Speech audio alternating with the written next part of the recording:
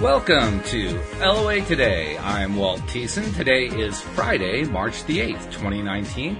It's 4 p.m. in New York. It's 1 p.m. in Los Angeles. It's 9 p.m. in London and Sydney, Australia. Good morning there. It's 8 o'clock in the morning. So wherever you are in the world, thank you for tuning in for another episode of LOA Today, your daily dose of happy. And the only unhappy thing today is that my co-host, Linda Armstrong, is kind of under the weather. She's not feeling up to her normal self. She's an energy coach, and when your energy isn't up, you can't be much of an energy coach. So she's going to kind of take the afternoon off. But she's done a wonderful favor for us. She has sent a good friend of hers who's also a life coach to sit in for her today, and I'm going to welcome her here. So her name is Liz Gracia. Have I got that right? Gracia? Am I pronouncing your name right? Gracia. Gracia, okay. Gracia, yeah. Okay. So Liz, well, first of all, hello, and second, thank you for joining me today. I appreciate that. My pleasure. Glad to have you. Nice to meet somebody new. Yeah. There's been a lot of that this week, and I've been enjoying it. It's always fun when we have new people coming on.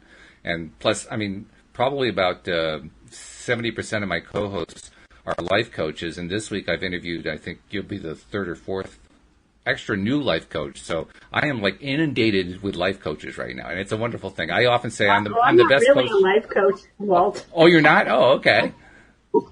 Well, that's all right. I mean, I have co-hosts who aren't life coaches. I thought you were. I apologize. So my mistake. So actually, maybe I should take a step back. And why don't I let you tell us who you are instead of me guessing who you are? That's probably a better way to do this. Oh, well, that sounds good. So, as Walt said, my name is Liz Gracia, and I'm founder of something that's called the Mind, Body, Spirit Network.com.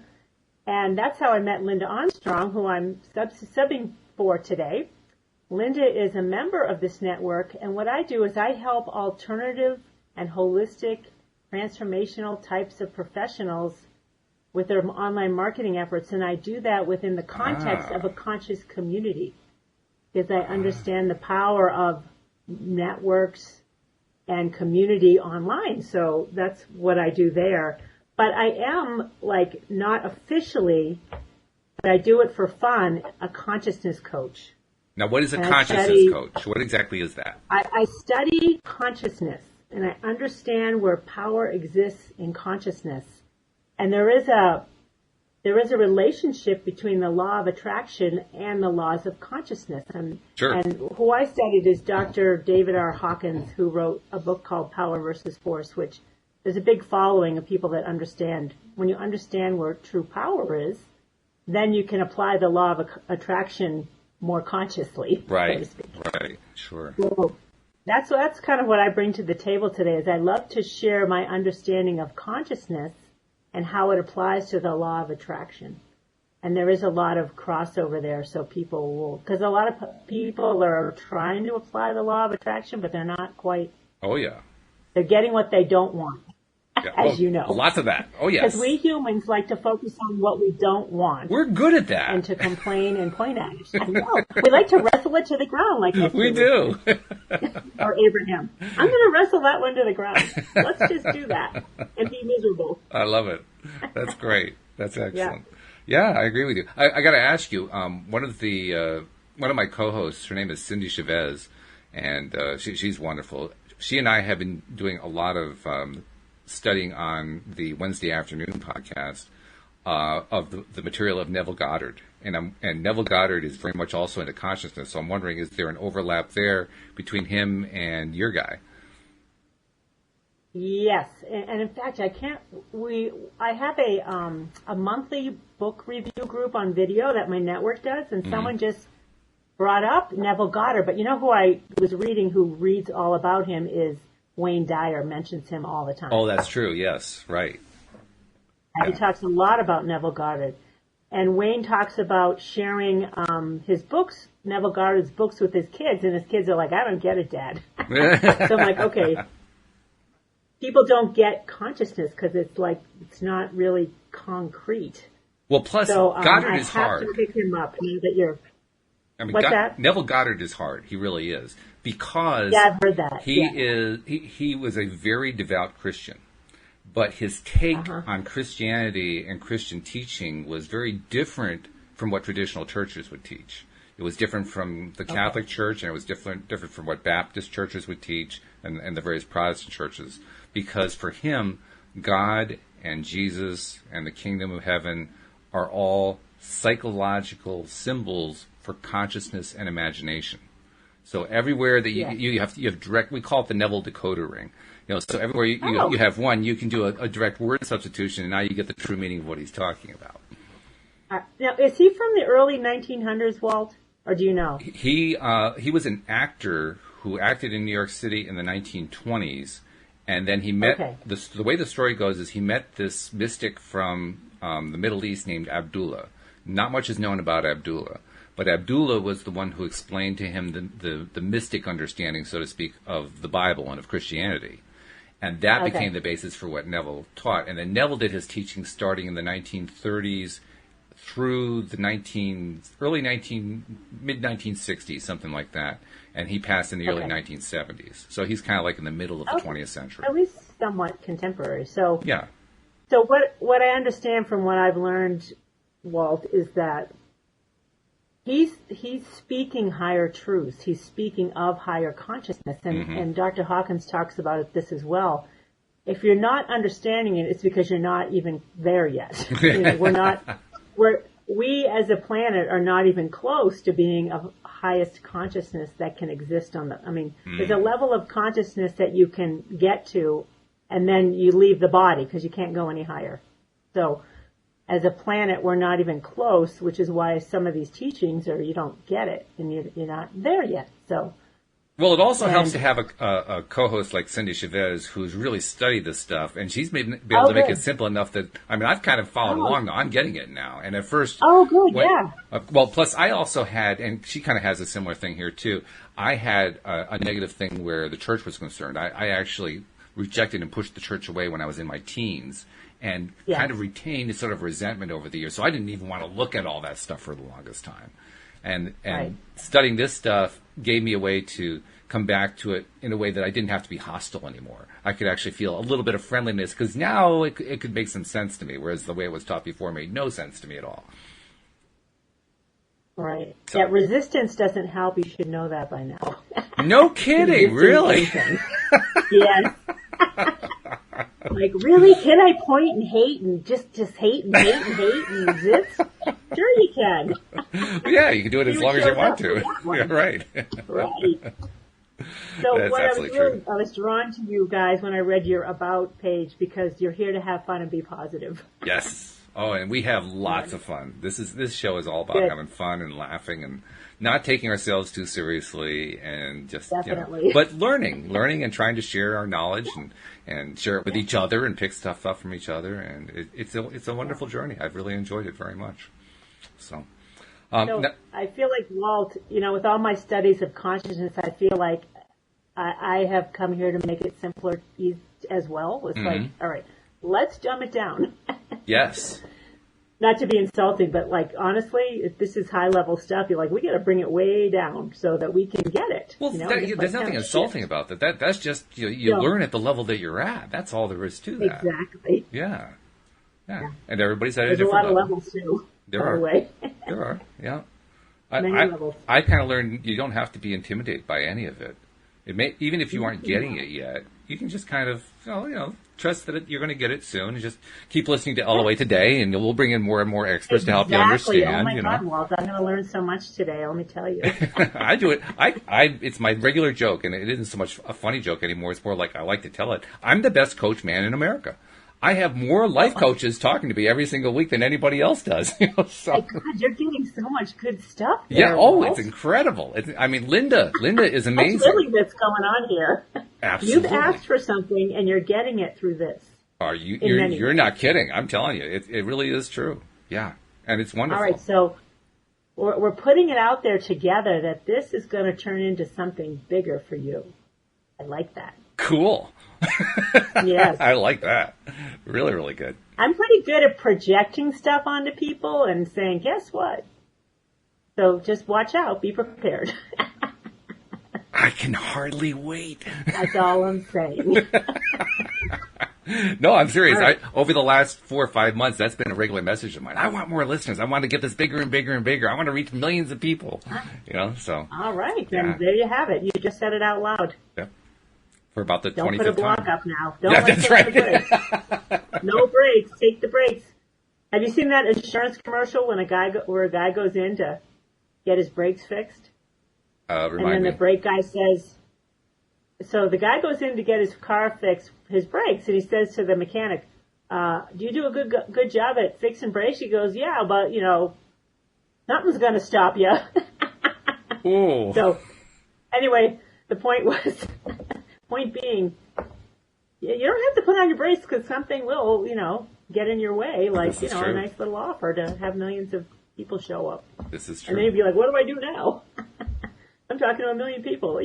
Oops. Well, I would imagine that's kind of the direction you're headed with your institute, isn't it? Because, you brought all these people in who are a variety of different experts. And I don't even know. I know what Linda does, but I'm not sure what the others do, Oh, we have a mix of, like a medical medium, which is super fascinating, medical mediums. We have kind of corporate wellness meditation specialists that are just, like, killer with guided meditations and Ayurvedic stuff. I've got this really super interesting 20-year vet. He's an ex-Army warrant officer, and he went to Iraq 5 times. I'm like, dude. Wow. Holy crow. Yeah. And he went through a lot, he had a lot of suffering. So he's turning it around, and he's becoming a transformational leader, and he's like, so, like, raw and just telling it like it is, but he's really awesome to listen to. He's starting his own YouTube channel. So very cool. My intention is to attract really gifted healers and shifters and thought leaders, change agents, and give them a platform. Because they're not marketers, any of them. So I help them. Well, there aren't. I've marketed all my life, and I'm still learning how to do the darn thing. So it's not an easy thing. Online marketing is the most difficult, simple thing in the world. It truly is. Yeah. There's a lot of moving parts. There are, yes. So I'm like the healer's marketer, because I'm a healer myself, like unwitting. I'm an unwitting healer and mystic. But I also do some business-related stuff, too. So I'm like the king combo for those alternative types. Well, I'm like, just forget about your marketing. Give it to me. I'll take care of you. You just got to let it in. Well, healing, actually, that's going to be good for that. Your job, let it in. Yeah, exactly. Yeah, but healing's going to be good for that, isn't it? Because part of healing covers a wide range of things, and one of the things that you can heal is your feeling of frustration or inadequacy or whatever, that you can't get your own business out there. That needs healing. Yes. In fact, I have a client, a member. She's been an acupuncturist for 30 years. She's like, we call her a spiritual elder because she's in her 70s now, but now she's coaching other healers to market their businesses in this really interesting holistic way, because she's they call that 5 elements acupuncturist. So they look at all 5 elements of the earth, and she's kind of incorporated that into your business. It's like, oh, what a great, wow, I love that. Absolutely. So the marketing part of your business, Walt, would be your fire element. What's the fire of your business? Okay. Yeah. And the metal is the money. Yeah. The money element. Right. The, what's the first one? Anyway, there's water, metal, earth, wood. I forget them all now, but each element represents a different part of your business. And she made a really excellent point that it's everything in consciousness is a living system. Your business, your LOA today, is a living, breathing entity, whether you're aware of it or not. That almost gets scary. No, I think it's kind of cool. Well, I guess it depends which way you take it. You can take it as it's this wonderful, beautiful being that's growing up, or you could treat it as, oh my God, it's this monstrosity that's building up. It could be either way. Yes. Yeah, let's not go there. No, that's probably not the best way to go. I agree with you. Right. You're all about the fun, so that's already the essence of what you're wanting to do. So I don't think there's a monster in there unless you get in the way. Well,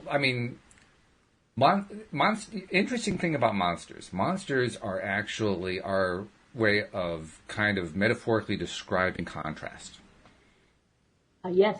Good. That's really what they are, you know? So how are you going to treat them? I mean, like, we've been working on we're actually developing, I mentioned this to you before the podcast, we're actually developing a fictional story. One of my co-hosts, Alex King, and I started this about a month ago, and then this morning she and I and Tom Wells were kind of fleshing it out some more.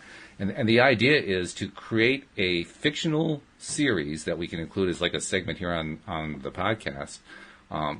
It's kind of like a TV program or an old style radio program, but done in podcast format.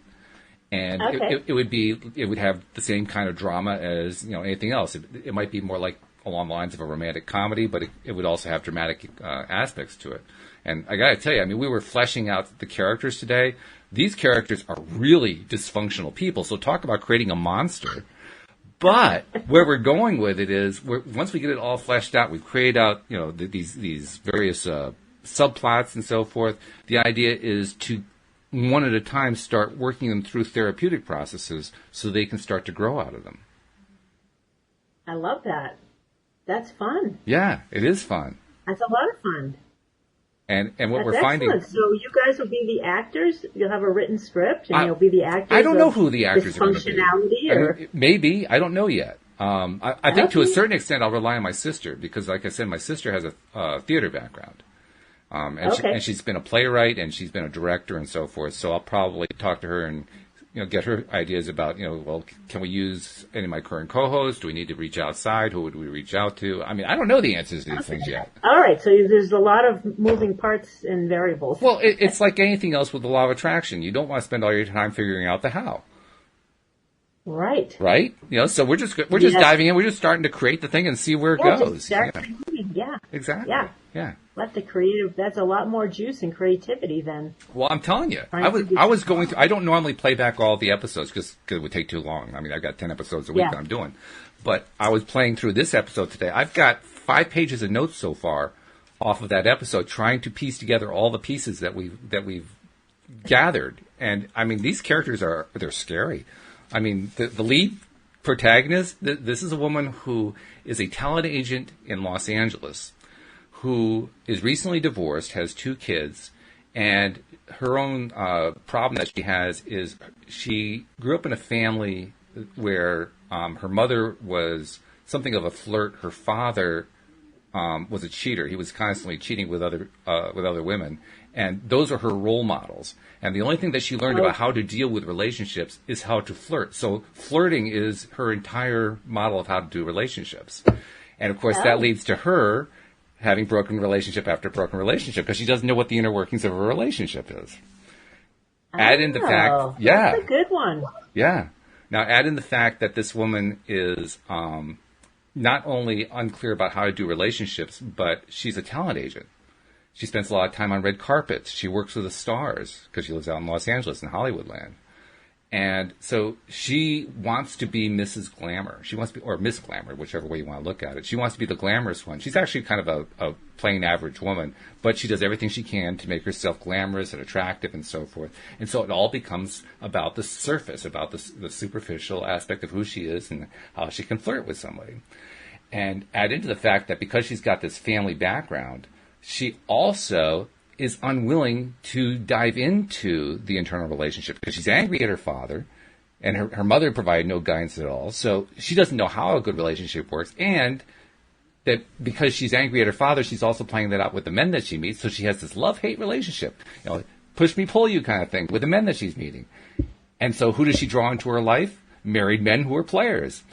And so she's in this current relationship with a guy she doesn't know is married. And I mean, it's turning into a soap opera at this point. It is a soap opera. Yeah. So where's the lesson in there? How's the lesson going to come through?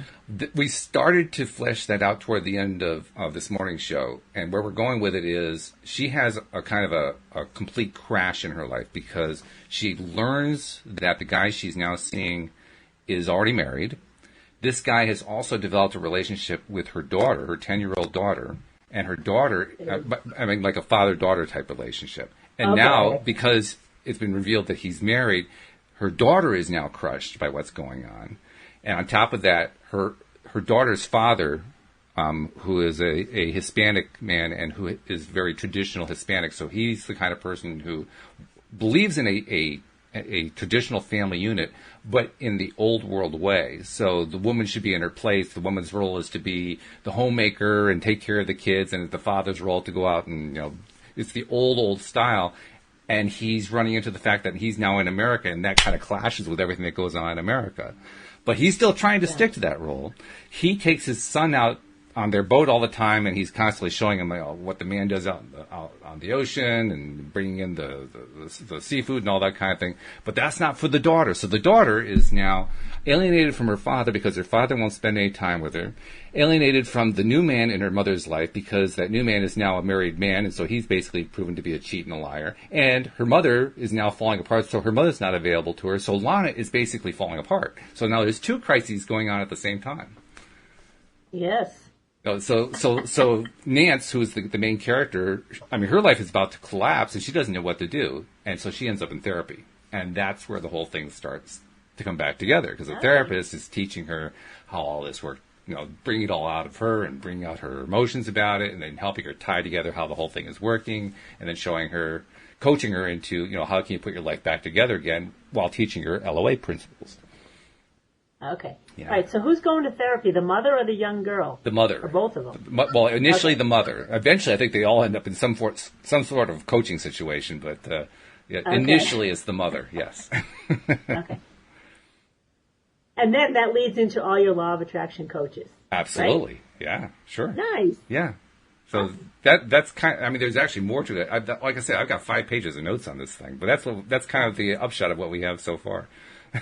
Okay, so that could go on for a year, that storyline. Oh, easily. Yeah. Right. So you're thinking of having different storylines, though? Like kind of like a movie that has probably 3 different stories going on at once? Well, we have the 2 storylines started so far. There's the mother's storyline and the daughter's storyline. Okay. And in fact, when one of the things we talked about was how when the mother is now entered into the coaching or therapy or whatever it is, and she is discovering these pieces of, how her psychology is put together, how the tapes in her mind are playing and so forth. Simultaneously, her daughter is playing out the same thing in her life. So we're shifting back and forth between the 2 scenes of the mother and the daughter basically mimicking the mother and not realizing it. Now you got 2 plot lines going. Maybe you could bring in the cheating husband as the 3rd story. Give me an idea. So he was getting bonded with this 10-year-old, and he's cheating on his own family. So he's got to come through his own kind of realization himself. Like, what's going on here? What am I doing? Why am I, my family not good enough? Or, I don't know. There's another story there, though. Well, there is one. I mean, it's certainly at least a subplot, because he's a pretty insecure guy. I mean, he's a player, but he also is very, very tied to his, quote, real family, because he has a wife and kid. And he does everything he can to keep them from knowing about this other life that he's got going on there. But he desperately needs them, because without them, he has no sense of himself. So, that's the only sense of himself that he has. I see. Yeah. Well, there's 3 stories right there. Yep. That's enough to get you started. Well, then we also have Nance's ex-husband, Miguel, because he's the one who was brought up in Mexico. He's the one who thinks that the wife should be staying at home and the man should be out in the world, the old world style of thinking. So now he's coming face to face with how that works in American culture, or more precisely, how it doesn't work in American culture. So that's his storyline. And then his son is trying to learn to be like his father, but that's clashing with what all his friends are experiencing and telling him about. So he's really confused about what's going on in his life. So we actually have about 5 different storylines going on. Cool. Yeah. So I'm going to invite you guys to check out Power versus Force. Okay. Because when you understand them, there's a map of consciousness. And what you're talking, when I hear stories or I watch movies, I now look at it from levels of consciousness, because I know what they are. Mm-hmm. Like, oh, look at that level of this is where they're operating from. So tell us about it. So in the context of what we're talking about. Mm-hmm. Yeah, we'll talk about, so the map, let's just talk about the map real quick. Okay. the map of consciousness is a scale from 0 to 1,000. Okay. And it's a logarithmic scale. So 1 on the map of consciousness is 10 to the first power. 200 is 10 to the 200th power. So if you're a mathematician and you did math and exponential stuff, you know that the higher you get, the more quantum it gets. It's getting huge as you go up the map, right? Yeah. So the highest level of consciousness a human being can operate at is 1,000. And that's what I put together Buddha and Jesus. That's clever. That works. They already put themselves together. They already know they're the same. I love it. So Jesus, Buddha, Krishna, all of the avatars throughout history, many of them calibrated at 1,000, which is, kind of outstanding. The level of consciousness of 200 is where there's a turnaround from negativity to power. So at 200, when you hit 200, now you're positively creating and you have power.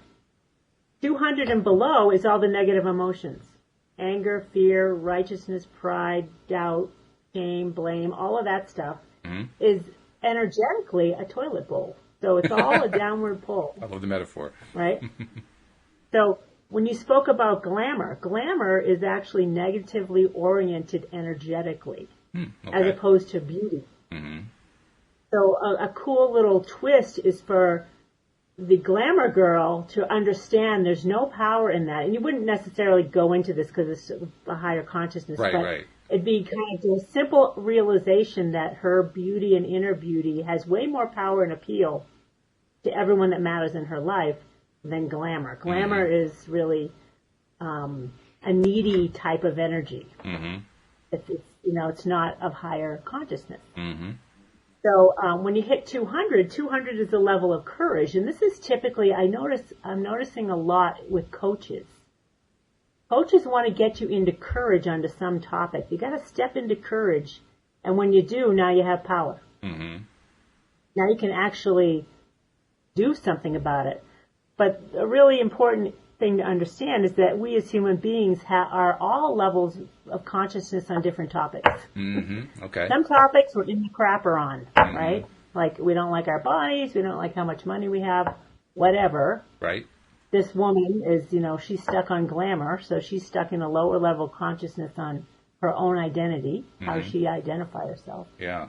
So it's kind of cool to look at the different levels and see where they're at. So to bring her from this feeling to have to be glamorous into her own inner beauty that would be a lesson in consciousness. It's like, there's a different feel. Could be kind of interesting. Well, it is. So, it has to be, because in order to make that transition, you have to, first of all, learn what that other part of consciousness is. You have to understand how that even works. So, yeah, it has to be a consciousness journey. Yeah. So, just so you know, the level of consciousness of the planet is 207. So what does that tell us? 207. It says I think it happened maybe 15 years ago when we made a quantum leap in consciousness on the planet from like 190 or so to make a jump to 207 is huge. So something happened. There was a big shift in consciousness so that now we're not going to destroy ourselves. Good to know. A planet that operates with the technology that we have, under 200, we will destroy ourselves. But Hawkins is like, for somehow we made it so that we don't have to be concerned about that unless we take another nosedive in consciousness. So it's just kind of interesting to know. And as you move up the map, when you get up to 500, this is another interesting point, and there's a couple of places. Let's start at 350 because Esther and Abraham talk about being willing to accept you're the creator of your own consciousness. She says that all the time. Right. Right? Yep. We're just trying to get you guys to be willing to accept you're the creator of your own consciousness. She always says it.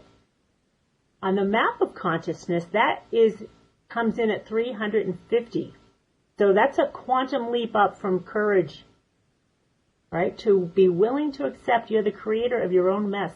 Right. Is essentially what we have to accept now. Like, exactly. Most humans are making a mess of their lives because they don't know any better. So When you're willing to take responsibility and stop blaming anything outside of you, you'll come into a significant amount of power. Mm-hmm. Okay. Like huge.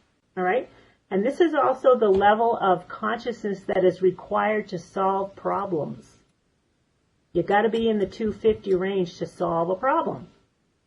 Significantly. So that's good to know as well. Mm-hmm. Okay. Like you look at our political, every president should have a consciousness advisor. That would be interesting. because you can measure someone's suggested solution. It's measurable what the level of consciousness is, and if it's like below 200, it ain't going to solve a problem. It's going to cause a problem, right? So you kind of got to operate. Anytime you're trying to solve a problem, like you're trying to come up with a solution here, Walt, for how to get your LOA today out there. Mm-hmm. You got to kind of step into the power of 350. You say, okay, I got to take responsibility with this, and you got to call on higher consciousness. Like asking it is given. I'm playing with this right now, Walt. I'm like, I'm calling in higher consciousness all the time. And I don't need the highest because I've hit pretty highs. And it's a little scary. Okay. If you don't know any better. When you're in this very high state of consciousness, this is another part of my story. I hit very high. I've been in the presence of what I can figure right now of about 850. Wow. And that presence, it's astoundingly, profoundly beautiful. But it's not of this world. So you can be a little, if you jumped there like I did, it can be a little scary, and that's a whole other story. So anyway, I call in higher consciousness. I don't call in that high. I'm like, I don't need to be that high, you guys. I talk to my I appreciate that level. It's huge, but I don't have the foundation for it.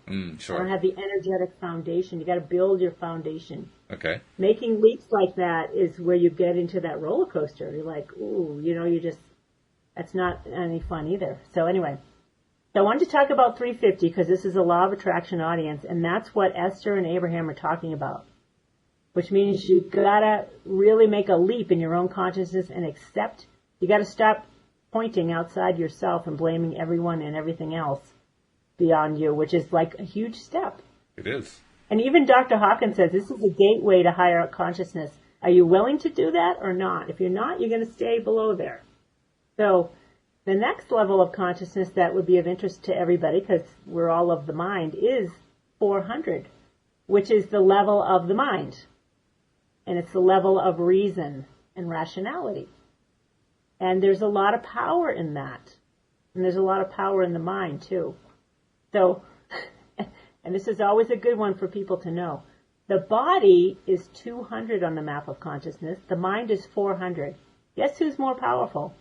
Significantly. Well, that's a question for you. Well, it sounds pretty straightforward to me. I mean, 400 is bigger than 200, so.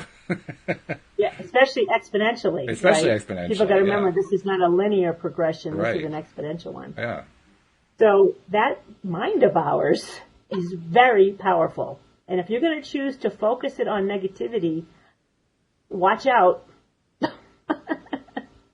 Yeah. Be very careful. This is where be careful what you wish for. Yeah. Because that mind can manifest way better, immensely better than you're aware. And We if see you're a lot putting of incidents. thankfully, most of us have a mixed bag. You know, we're like, we're a little bit down here, we're up here, we're in the middle. We're not like focused so heavily on negativity. But if you do, watch out. Well, in public life, I mean, when you look at the public realm, you can see a lot of stories that are along that line that are basically, they're careening from one crisis to the next constantly. Yeah, it's kind of, right now it's a bit of a lot of, like I know better than to listen to the news.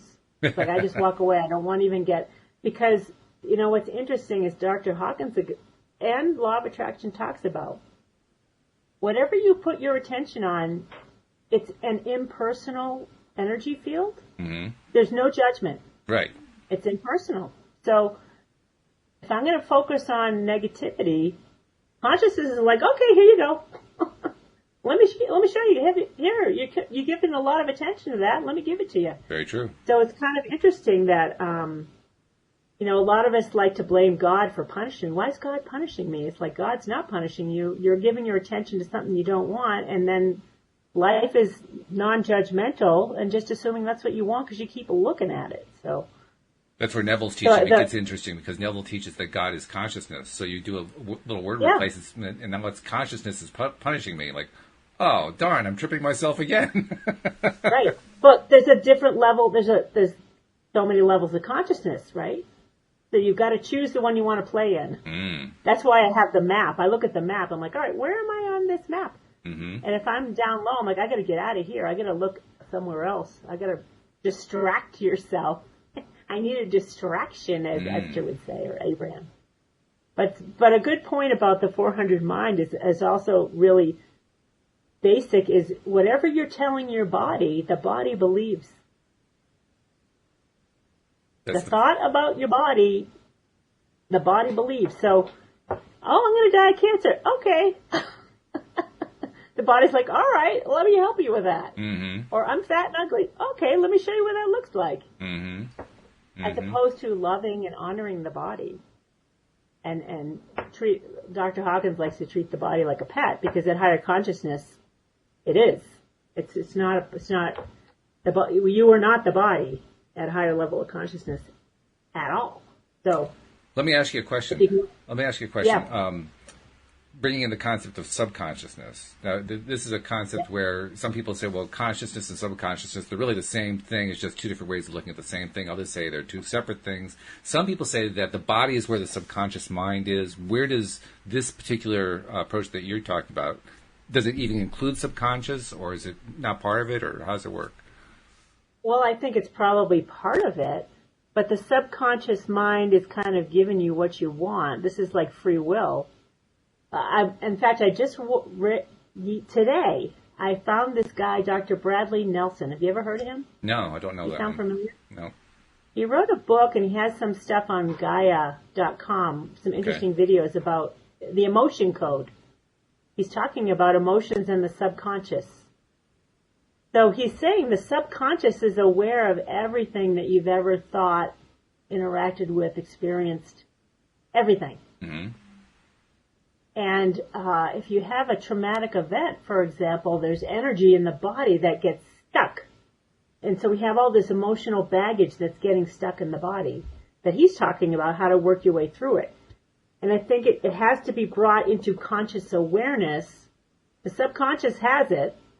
And I guess, at another level, the subconscious is, you're here to experience this, so who am I to get in the way? I'm going to you're going to see what happens. This is what happens as being a human. Right. And then when you get conscious, you're like, okay, I got to bring the subconscious to awareness.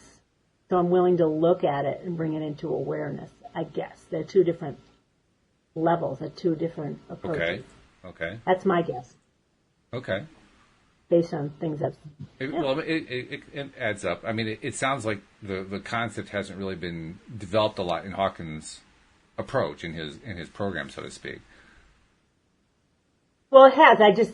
He's friggin' brilliant. Oh, okay. I don't fully understand everything he's talking about. He was like an esteemed psychiatrist with the largest psychiatric practice in Manhattan. Really? For many years. Yeah, wow. He's no dummy. And then he took on the science of consciousness. For decades, he's been studying it, doing the research, getting the data together, and then sharing his talks. He's awesome to listen to. He's funny. And he's of highest consciousness. He has experienced what I have for ongoing periods of time. So he operates from a very significantly much higher level of consciousness, though he has passed. He passed about 4 years ago.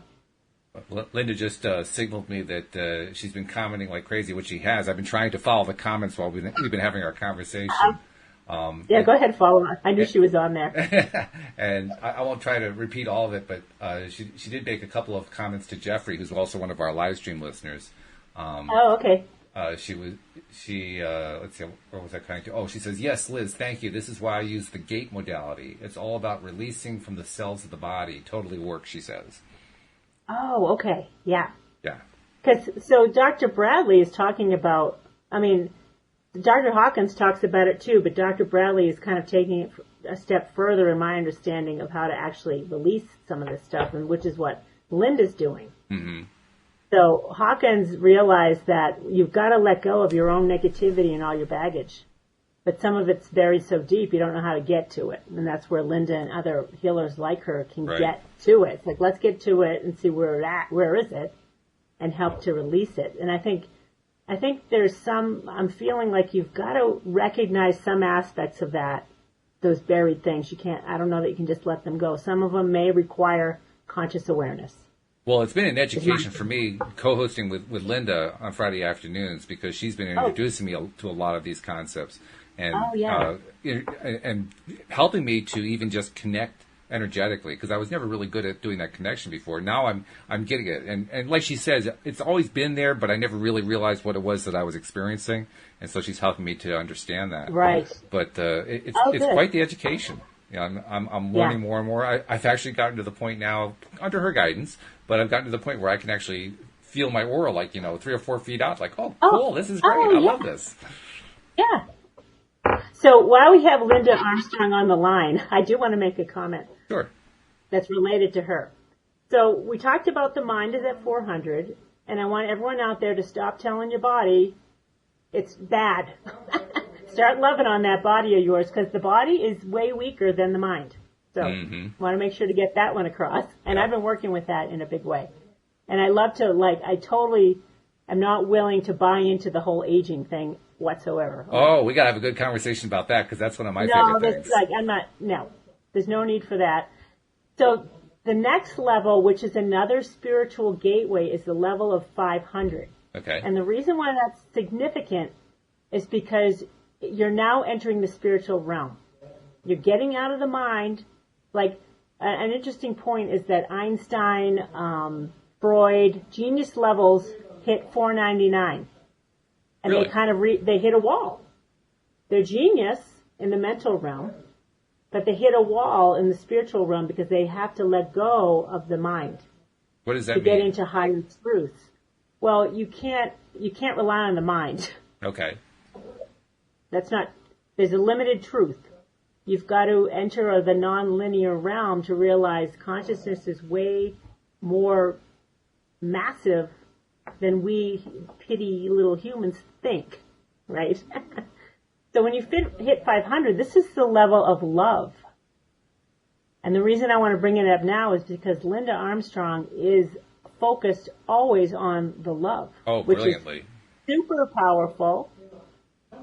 And true healing and true healers operate from 500 and above. Ah, okay. Of which, when you hit 540, which is unconditional love and joy, there's only 0.4% of the world ever reaches that level. Mm-hmm. And then as you go up, it's fewer and fewer and fewer. Sure. Very few. And this is a good point. His last writing, there were 12 people on the planet that calibrated at 600 above, which is the level of peace. Which you can't, once you hit 500, you're in another realm. Mm-hmm. When your whole consciousness is 500 above. I hit 540 very quickly, and then I went higher and higher. But then I crashed because I didn't have the foundation for it. Mm-hmm. I don't have the foundation, and I had fear and misunderstanding about what's going on. But we all have some of that. So that's how we can kind of, integrate it all. But you need to know that love is the truth and way, way more powerful than you can imagine. We have a question for you. On what you're talking about right now, we have a question. One of our audience, the live stream audience. Okay. Her name is Saira, and she says, is 500 what they call the fourth or the fifth dimension? No. Hawkins does not calibrate dimensions as being true. The fifth dimension, as I recall. I'd have to refer back to his, it is a different dimension though when you hit 500. It's a very different experience of life, and feeling the presence of love and divinity is a huge shift when you feel it. And I was in the presence, I could feel the presence of love and divinity and higher, presence. So it's very hard to describe because it's not of this world. Jeffrey but you're in it. You're in this world, but not of it. Jeffrey also has a question. He says, how are these consciousnesses measured externally? And I'm not even sure what he means, but I'll throw it out there and see if you can handle it. Okay. The measure is done through applied kinesiology or muscle testing. Have you ever heard of that, Walt? Oh, yeah. Yeah, muscle testing? Yeah, Linda's led us through that and others have. So it's through muscle testing that you would test. You hold a statement in mind. You don't ask a question. You hold a statement in mind. And the body, which is part of consciousness, will respond. So you have an arm out here and you say a statement and the body will say, and then you can say, this statement calibrates on the map of consciousness at 200 above. And you just keep going until you go weak, right? So you keep measuring it. And then it's like, no. So then, okay, then it's 150, yes. 175, yes. And you just kind of keep. So he did this with thousands of people and millions of calibrations on thousands of topics. Mm-hmm. Super fascinating. He calibrated historic events and people throughout history, authors, music, super, really interesting books to have as a reference so you can start recontextualizing what you believe in life. Where's truth? I call myself the trumpeter of truth. Okay. All right. There's all levels of truth, mm-hmm. which is kind of funny. There are different versions of truth. When you get into higher levels, you perceive differently, which is interesting. Now, I'm starting to feel it in my own life. You start to feel lovingness, mm-hmm. and you won't judge anybody. You stop judging. As you get into higher levels, you stop judging. That's and good. You just kind of neutral. This is a great way to go, Walt. Neutral is 250 on the map of consciousness. And when you decide that you don't have to have a position on anything, you don't have to be right, and you don't have to be in control, it's a huge leap in freedom. I believe that. I experienced this when I was young, mm-hmm. when I stopped battling with my mother. My mom always had to be right. I finally said, I give. Mm-hmm. And I didn't know that I was making a leap into neutrality, which is a leap in consciousness. But it's really kind of a beautiful thing. But right now, there's so much crap about having to be right about everything that all lower consciousness. Just ignore it. Be neutral. Mm-hmm. Be neutral about yourself, too, by the way. What do you mean by that? Be neutral? To stop disparaging yourself. Oh, okay. If you catch yourself being critical, you're like, whoa, step back. Mm-hmm.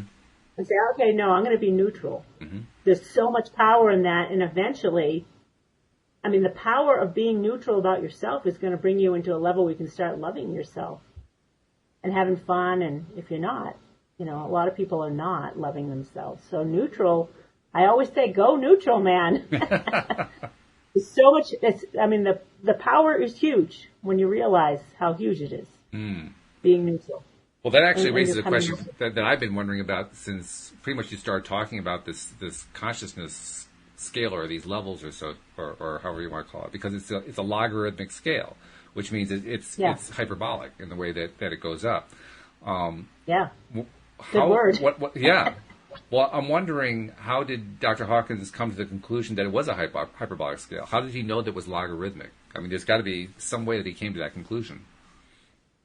I didn't understand the term he used for it's like a megahertzy Scooby-Wooby word that I don't know what the name of the energy. It's a type of energy he's measuring. Oh, okay. All right, so he had to use, he was divinely guided, so he got stuff. Mm-hmm. I don't know how he determined it, but he's a scientist. He's a brilliant scientist. He's up there like probably genius level in his mental capacity, mm-hmm. as well as spiritual capacity. But the measurement for the consciousness is something I don't even know what it is. It's almost like a wattage or a megahertz or I don't know. Okay. Linda will tell you I'm always interested in the scientific side, so that's why I was curious about that. Okay, so I didn't know. I wasn't familiar with the measurement. That's okay. But he made it simple for us by saying, 1 to the 10th power. It's all to the 10th, 200th power, blah, blah, blah. You just keep going up. Yep. But there is a measurement that if you're a scientist, you'd probably know better than I, and it's in his book, Walt.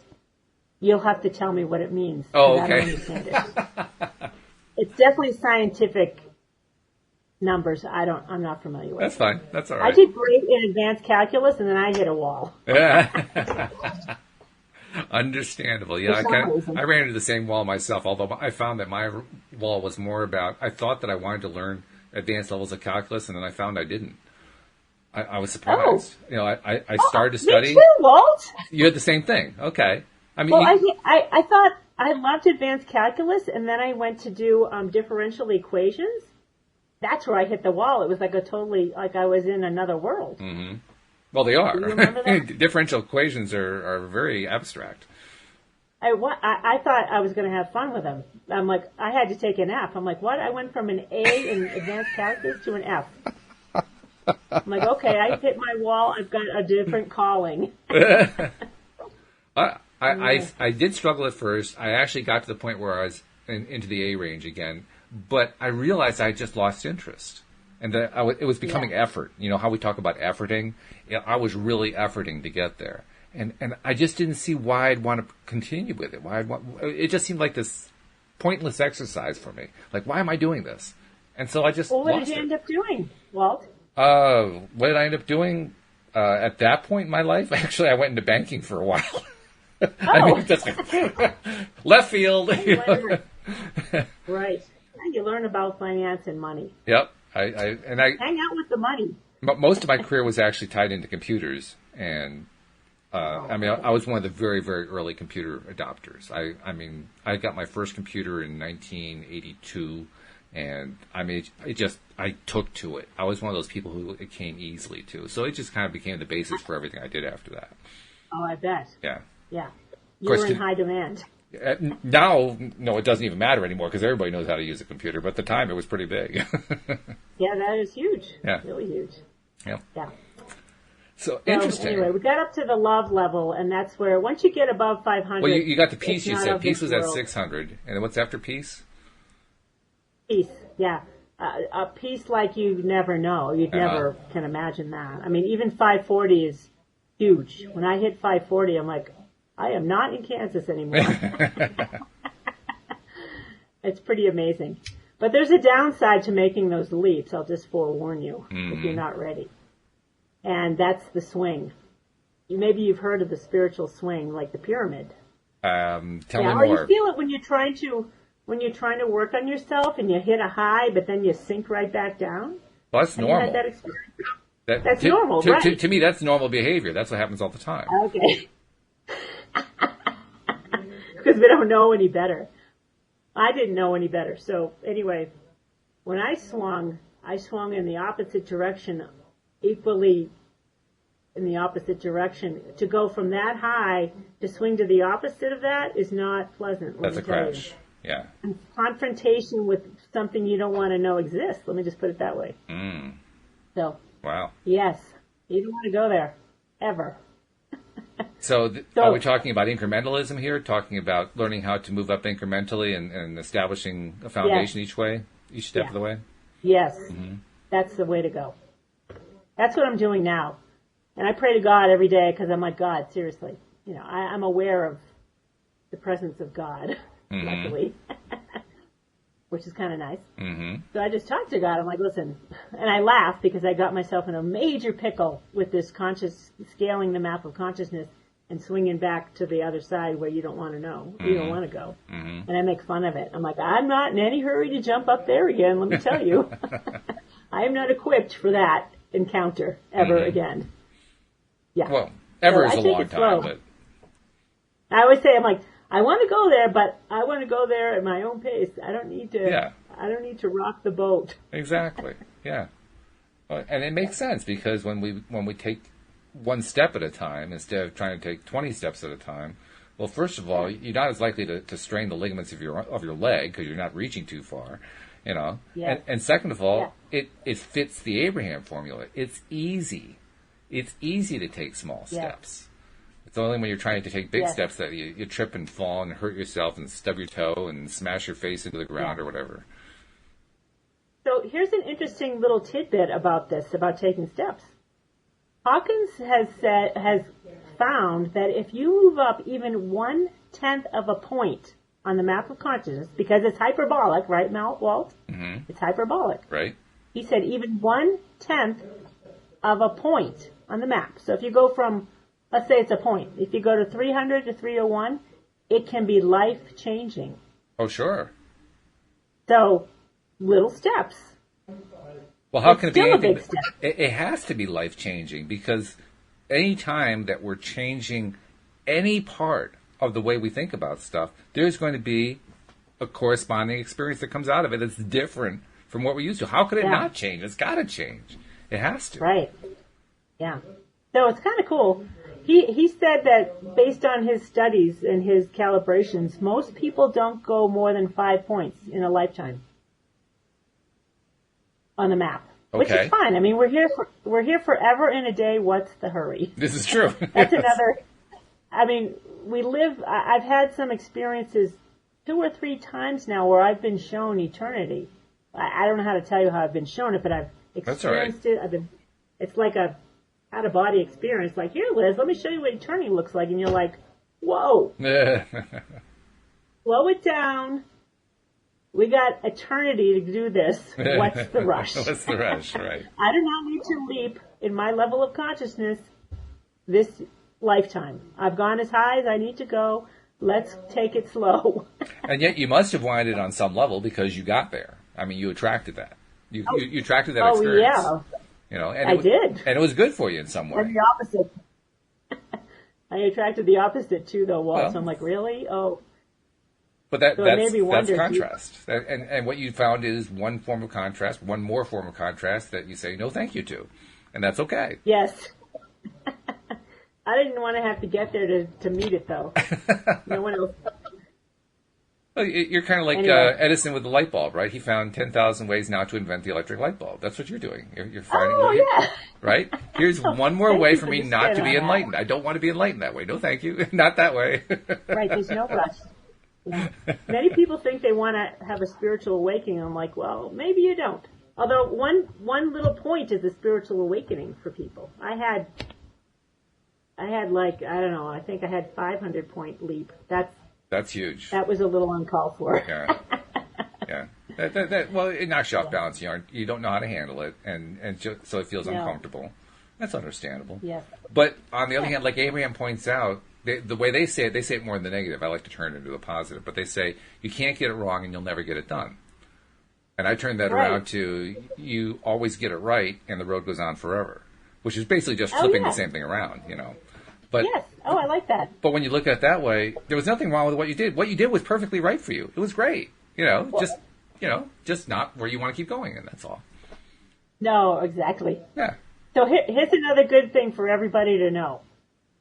And I have drawn to me higher spiritual guidance and teachers, and understanding that when you get up to the highest levels of consciousness, your perception of the world is everything is perfect. Mm. So I use that to my advantage. I'm like, you know what? I feel like crap today, and I want to be all pissy, but everything's perfect. Sure. This is perfect. Everything's perfect. It's like, that's the truth. Yes. So you can stop judging yourself. You're like, all right, I'm here to be all pissy right now, and okay, I accept that. And then you can laugh about it, and then you shift your consciousness. Like, oh, that was funny. Agree completely. Yeah, absolutely. That's good. It's perfectly valid. Every single emotion we experience is perfectly valid. And you're right. We are sheer perfection right now, Walt, by the way. Yeah, no kidding. And everyone on here with us is sheer perfection. Mm-hmm. Although, to be honest, I don't like to think about it that way, just because I can get myself all tied into a knot about perfection, so I just drop the perfection part. But I get your point. Your point is valid. There are levels of perfectionism that are low level, by the way. Perfectionism is a lower level of consciousness.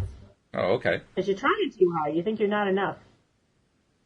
Yeah. Whereas God's point of view of perfection is his, or consciousness's point of view of perfection is from that of sheer beauty and acceptance and knowingness. Our view of perfectionism is not. that's a lower perfectionism. That particular level is Right. a lower consciousness, like in 175 or so. It's where pride and righteousness hang out, is in perfectionism. Interesting. Where you can't manifest there. So. Well, you can. You're just not going to like it too much. Right. You can't manifest what you want. I meant to say what you want. Yeah, exactly. Right. You get what you don't want, for sure. Take it from Very someone true. who's good at that. I'm good at that. Well, I think we all are to some degree, but it sounds like you've had some pretty unique experiences, perhaps, which is a good thing. Yeah. Yes. So. Anyway, this has been a great hour. Before we part companies, though, I want to give you the chance to remind people how to find out more about your institute and how to find out more about you as a consciousness coach. So, give some people some contact information. Okay. So, I'm the founder of a website called the mindbodyspiritnetwork.com. And I haven't put together consciousness classes yet, but people keep asking me to. So, they will come up, but I have done webinars that I've recorded with, I used to have an online meetup group where we met every week, and I give presentations on all different topics, and like Linda would come on and present. And, oh, fun. I think once I need to take a break from it. I've been doing it for 2 years, but we have tons of great webinars, and we have some webinars on there where a bunch of members came and we did healing, like live healing. And you can just listen to it. And Linda goes through this healing process during some of those webinars. So and she's good at it. You can check that out. She's very good. Mm-hmm. And other healers are on there, too, that walk you through guided, and they're super yummy. I'm like, oh, my God, this is so good. So anyway, the mindbodyspiritnetwork.com is where you can find alternative and holistic and energy healers and like medical mediums and intuitives and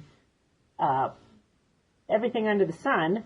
And then we have tons of, our YouTube channel is the MBS TV, I think, YouTube channel. Okay. Oh, you can click on our YouTube channel, but we have High Vibe Tribe Q&A interviews, kind of like what we're doing here. So I interview all of our members, so you get to know them better. That's all High Vibe Tribe TV. We have all kinds of content on the network and ways to interact with people and take courses and get some healing, schedule some healing with one of our members. And yeah.